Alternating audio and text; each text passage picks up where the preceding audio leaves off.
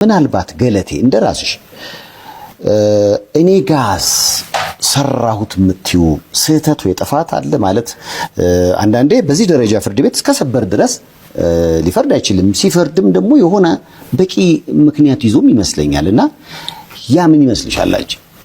ምንድነው ምሉት እንግዲህ በሕገ መንግስት ላይ የተቀመጠ ምሉት ነገር አለ ባልተናል ነው ምለው ይሄንን ንብረት በሙሉ ማለት ነው ተጠቅመናል የሚባል አባባል አለ።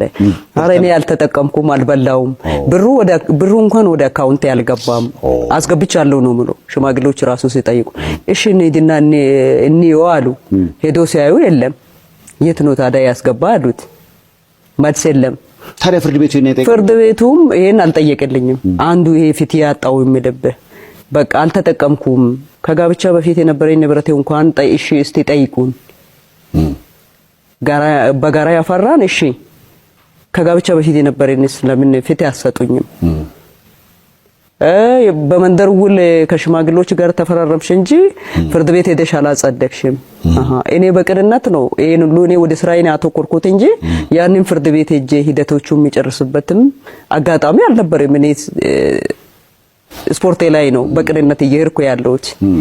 ያ ማረግ ሬዲዮ ክልናዬ ከወሰደ በኋላ ይሄ የሷ ላብ ነው አስፈላጊ ከሆነ ብሎ ሄዶ ራሱ መጨረስ ይችል ነበር ውክልና ከኔ እስከወሰደ ድረስ በቅንነት እኔ እንዳደረኩት ማለት ነው።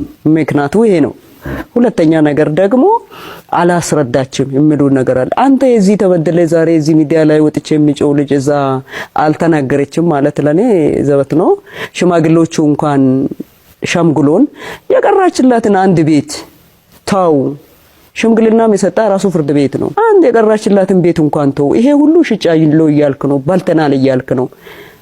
እኛም ባልታል ማለት ባልታችኋል ሁለት ነፍስ ነው በቃ ሌላ ማንም ምትረዳ ትምህርት ቤት የሚከፍል የለም። ራሱ ደግሞ አውሮፓ አሜሪካ ኤሽያ ከኔ ጋራ ይዤ ወደ ውድድር ሁሉ መጓዝበት ነው። ውድድር ታሚ አላቆምኩ ምን አላቆምኩ ከቤት ወጥቶ ሲጠፋ እንኳን ውድድር ሄጄ ነው። ይሄን ሁሉ በላን ስል የኔ ገቢ የሱ ገቢህ ምንድነው አይባልም። አንድ ሰው